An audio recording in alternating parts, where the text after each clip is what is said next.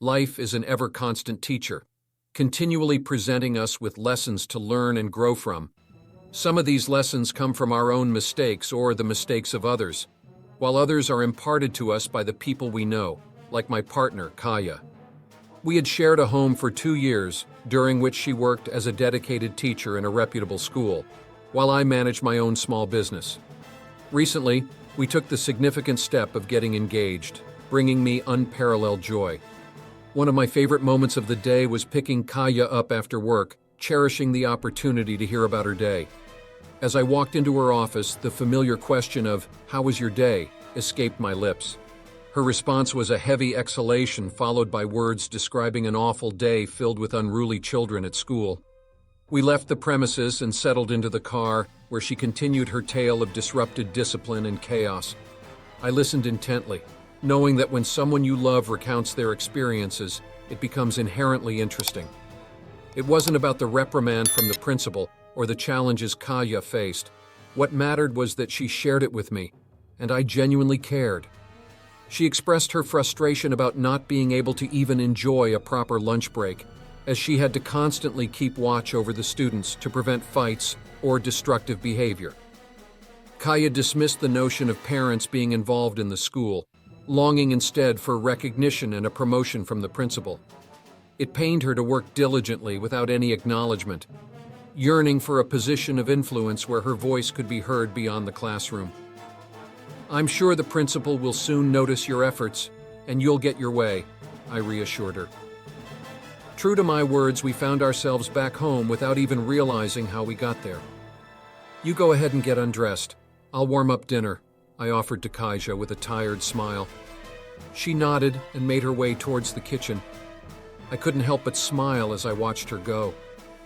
These quiet evenings filled with comfortable silence and unhurried conversations always brought a sense of warmth and familiarity to my soul. Without them, I couldn't imagine the end of another day lying in bed with Kaja. Suddenly I asked her, "What do you envision for our wedding?" The electronic clock on the wall opposite us illuminated the room with its bright red numbers, signaling that it was already 12:30. Kaja's drowsy voice responded as she pulled herself up in bed and switched on the bedside lamp. Her gaze seemed fixed somewhere in the corner of the room as she smiled and replied, "Well, I'm thinking a classic style, a black suit for the groom, a stunning white dress with a veil for the bride. We'll have plenty of guests, a grand banquet table filled with exquisite dishes, and the best entertainment program with a toastmaster." I couldn't help but grin as the image of our wedding day played in my mind. I took her hand in mine. "So that's how it's going to be," I remarked. "And what about the honeymoon? Shall we go to the sea?"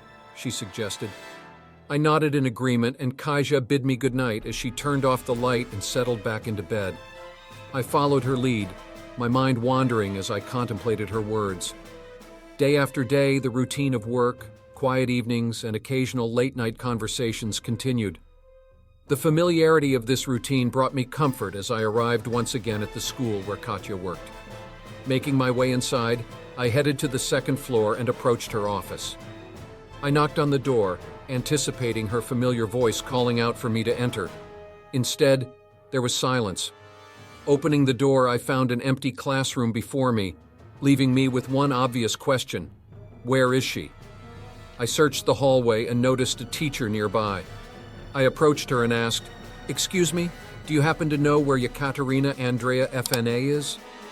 The woman looked surprised but kindly pointed out, "Check the teacher's lounge. It's to the left of the schedule board." "Thank you," I replied gratefully. Following her directions, I made my way to the designated door, marked as the teacher's room in black on a white background. I was about to knock on the door when I overheard voices coming from inside. One voice belonged to Kaja, whom I recognized, and the other voice was her colleague's. Their conversation made me hesitate to enter.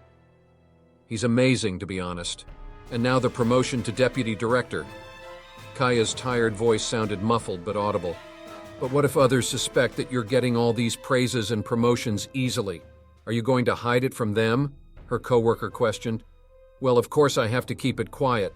You can't just go around telling everyone that I'm sleeping with the headmaster," Kaja replied. I couldn't believe what I was hearing.